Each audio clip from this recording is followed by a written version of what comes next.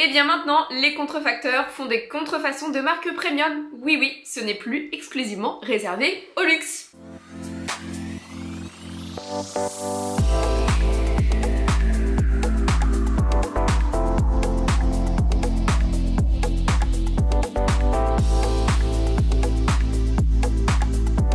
Hello, j'espère que vous allez bien. Quant à moi, je suis ravie de vous retrouver pour une nouvelle vidéo.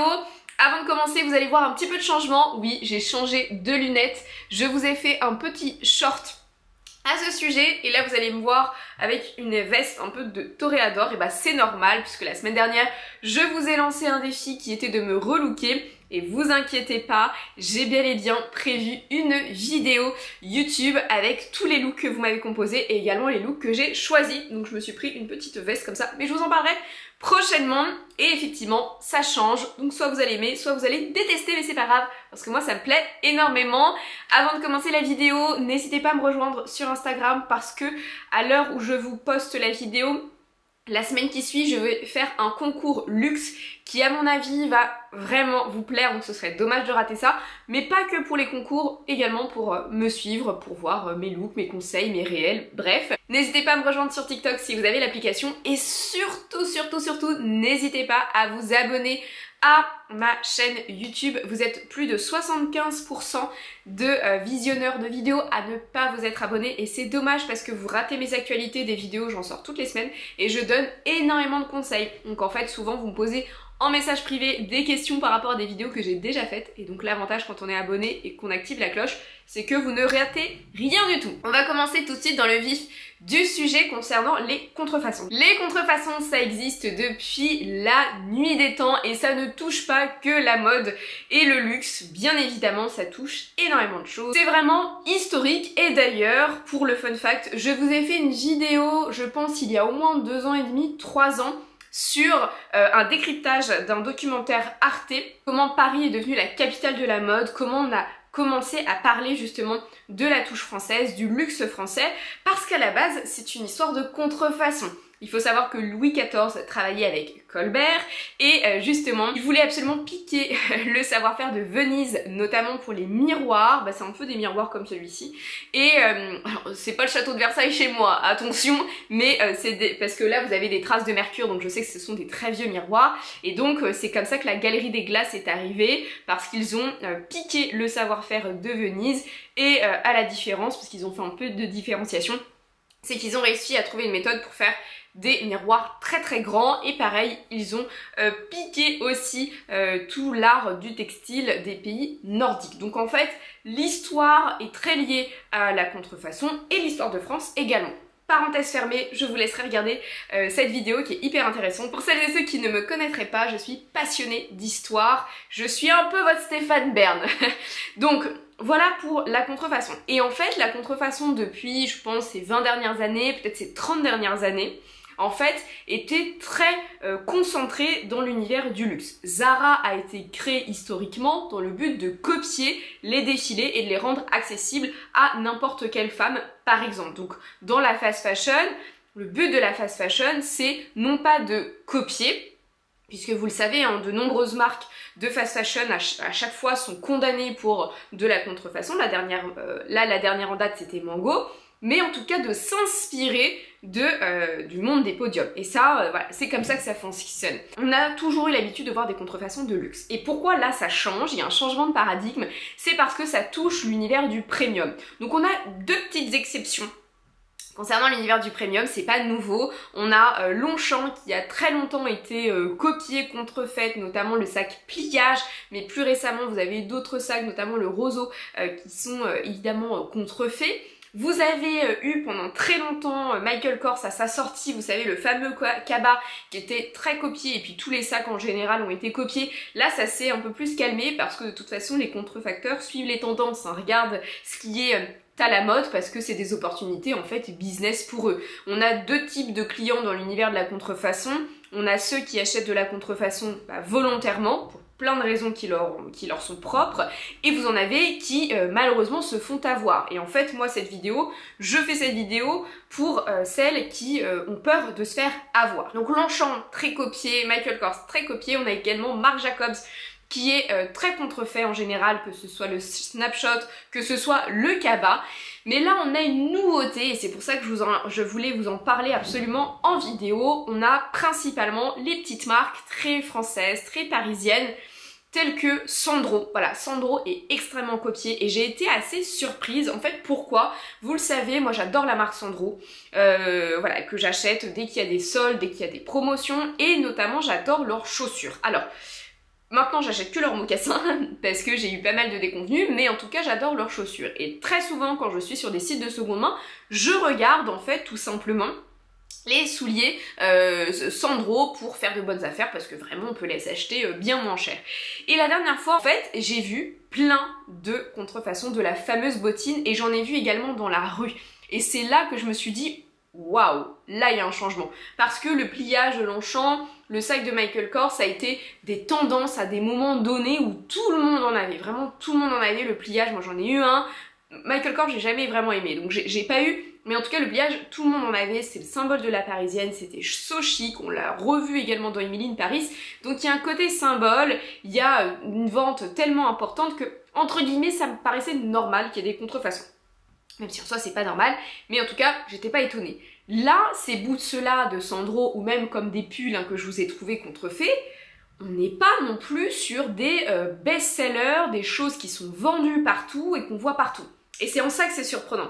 C'est qu'aujourd'hui, comme avec l'univers des réseaux sociaux, en fait, il y a un côté influence où dès qu'on voit une pièce, on adore, on veut acheter la même, etc., etc. Il y a des opportunités business qui augmentent. Les contrefacteurs sont de plus en plus tendance, regardent en fait ce qui se passe et copient. Et c'est en ça que justement c'est assez impressionnant.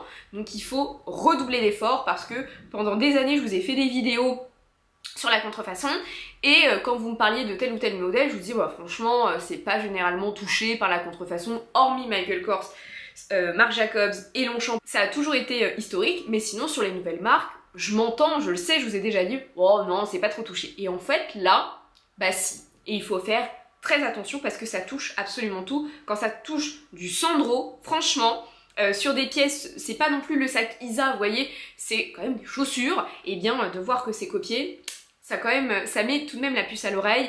Le sac M également de Mage est très copié. Alors après, attention, il y a la contrefaçon et il y a une forte inspiration. Des fortes aspirations, on en a vu partout. Par contre, des contrefaçons, j'en ai vu. Donc le sac M, et ça c'est vrai qu'il faut être vigilant parce qu'on a tendance comme ça à se dire bah non ça c'est pas copié, c'est pas un sac Louis Vuitton. Dernièrement on a une nouvelle cible de contrefaçon, alors c'est pas très étonnant parce que c'est une marque so parisienne, c'est une marque qui est devenue très internationale, c'est une marque qu'on a vue partout, c'est une marque que je vous ai déjà présentée, c'est la marque Pollen. Pollen est super copié en ce moment et surtout bien copié. En fait, vous avez été nombreuses à m'envoyer des petits messages en MP sur Insta et à me dire Mélissa, écoute, je sais que t'as des sacs Pollen, j'ai envie d'acheter ce sac là, qu'est-ce que t'en penses? Et en fait, en regardant les étiquettes, en regardant les tote bags, le logo, eh bien je me suis permise de vous dire bah fuis ton chemin parce que c'est un faux. Et en fait, s'il n'y avait pas les étiquettes, s'il n'y avait pas le logo et si on regarde pas bien les détails parce que voilà, il y a les défauts de couture, il y a l'intérieur qui est pas du tout le même parce que c'est un intérieur en suède bien précis et là c'est un espèce de faux suède pas qualitatif, eh bien c'est très contrefait. Et ça c'est surprenant parce que c'est nouveau, c'est une marque qui est plus contemporaine, c'est pas une marque de luxe, mais ça montre aussi le futur positionnement de la marque. Je vous ai déjà parlé dans de nombreuses vidéos le futur positionnement, alors ce sera jamais une maison comme Louis Vuitton, etc. C'est sûr. Mais je vous ai déjà dit qu'il y avait une hausse du positionnement, une hausse des prix et un changement en fait de stratégie. Et ça donne aussi un indice quand la marque commence à être contrefaite, c'est que c'est une source de profit, c'est une source de business. Et en fait, voilà, ils ont aussi le nez creux sur toute la partie investissement. Alors, quand on achète un sac Pollen, moi je suis pas d'accord sur le fait que c'est un investissement luxe, on peut pas comparer, c'est pas du tout comparable. Mais c'est vrai que la perte en fait est assez faible. Je m'explique, quand vous achetez un sac Pollen, déjà des annonces sur les sites de seconde main, il n'y en a pas énormément. Vous voyez, quand on compare à d'autres marques, il n'y en a pas beaucoup. Et en fait, quand on revend des sacs Pollen, la perte est pas énorme. C'est-à-dire que le prix payé en boutique versus le prix payé en seconde main, la différence est pas énorme. Et parfois, c'est vendu plus cher ou c'est vendu au même prix. Et donc, en fait, les contrefacteurs, c'est aussi ça qu'ils voient, c'est des opportunités.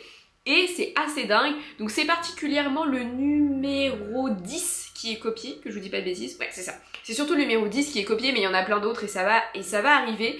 Donc cette vidéo, c'est surtout pour que vous ayez ce réflexe maintenant de vous dire, en fait la contrefaçon, elle peut toucher toutes les marques. Aujourd'hui, c'est plus réservé au luxe, c'est plus réservé aux grandes maisons, et surtout, je vous ai déjà fait une vidéo là-dessus, les contrefaçons sont de mieux en mieux faites. Parfois, c'est vraiment troublant. Moi, je sais que Teddy, il a un jeu avec moi à chaque fois qu'on se balade dans la rue. C'est qu'en fait, quand il voit un sac de luxe, souvent, il me glisse à l'oreille, vrai ou pas vrai. Et je réponds assez rapidement. Hein, ça fait des années que je travaille dans le luxe, alors attention, je sais que des fois, vous me demandez en message privé de vous faire des authentifications. Moi, je ne le fais pas. Je ne le fais pas parce que vous allez comprendre la suite. Et en fait, je réponds assez rapidement. Et dernièrement, on a des contrefaçons qui sont tellement bien faites que je bug, et en fait il faut que j'ai le sac en main avec une règle, parce que sinon à l'œil nu on peut plus, c'est plus comme avant, c'est plus aussi grossier, et donc c'est pour ça que moi je ne prends pas le risque de vous faire des authentifications, sauf quand c'est très gros. Là pour Pollen je ne pouvais pas vous laisser acheter un truc pareil, mais sinon je ne le fais pas parce que déjà en photo ça peut être des fausses photos qui sont envoyées, parfois c'est des vrais sacs qui prennent en photo et quand vous recevez le sac, bah surprise, c'est pas du tout la même chose, ou parfois c'est justement il n'y a pas assez de détails. Parfois on a besoin de le sentir, c'est à l'odeur, c'est des matières qui sont pas super, donc c'est à l'odeur, ça peut être au millimètre près, ça peut être des coutures intérieures, ça peut être en intérieur, donc j'ai pas assez d'éléments pour me positionner, donc c'est pour ça que je ne le fais pas, je fais pas d'authentification, mais en tout cas faites très attention, achetez systématiquement, payez systématiquement la certification. Vous en avez sur Vestiaire Collectif, vous en avez sur plein de sites de seconde main et maintenant vous en avez sur Vinted. Alors je sais pas ce qu'elle vaut, mais si vous l'avez déjà testé, n'hésitez pas à me dire, à me tenir au courant. Moi je l'ai pas testé, mais sincèrement n'hésitez pas. Et ensuite, payez toujours avec PayPal. Alors maintenant sur Vinted c'est plus possible, on peut plus payer avec PayPal et c'est bien dommage, mais payez avec PayPal parce que vous avez une assurance contrefaçon. Et au moins ça vous protège. Après, le mieux pour éviter tout risque, c'est d'acheter en boutique, forcément, mais j'en conviens que ça coûte cher et que maintenant, voilà, quand on a des sacs Pollen à quasiment 500 €, je peux comprendre qu'on hésite, ou même voilà, tout le groupe SMCP, Sandro, Mage, Claudie, Pierrelot et Dieu Fursac, je crois, ouais, ils ont beaucoup augmenté leur prix, ça devient de plus en plus cher. Et en plus, les marques maintenant de fast fashion suivent le truc et ça devient aussi plus cher. Donc voilà, on se fait avoir dans tous les coups. Et ça, c'est vraiment dommage. Mais sinon, voilà, payez les authentifications, achetez sinon en neuf et faites attention justement aux notations. Mais c'est vrai que tous les conseils qu'on a pu vous donner il y a quelques années sur le fait de... Voilà, payer les authentifications, de regarder le profil du vendeur, de voir ses notes, de voir les articles qu'il a vendus, c'est plus trop vrai parce qu'en fait aujourd'hui vous avez justement voilà, des vendeurs de seconde main qui sont très bien notés et pourtant qui vendent de la contrefaçon. Donc voilà, en tout cas je voulais savoir si toi t'avais déjà vu sur des sites de seconde main des contrefaçons de Pollen ou Sandro ou Mage, mais en tout cas voilà, je trouve ça assez étonnant et surtout révélateur de beaucoup de choses et révélateur aussi de ce nouveau positionnement et comme quoi voilà, les marques françaises attirent toujours et sont toujours copiées aujourd'hui. En tout cas j'espère que cette vidéo vous l'aurez appréciée, c'était important pour moi de vous la faire, donc maintenant voilà, vous vérifiez tout de chez tout. Et puis n'hésitez pas de toute façon à vous abonner, il y a d'autres vidéos comme celle-ci qui arriveront. Donc je vous fais de gros bisous et je vous dis à dimanche prochain.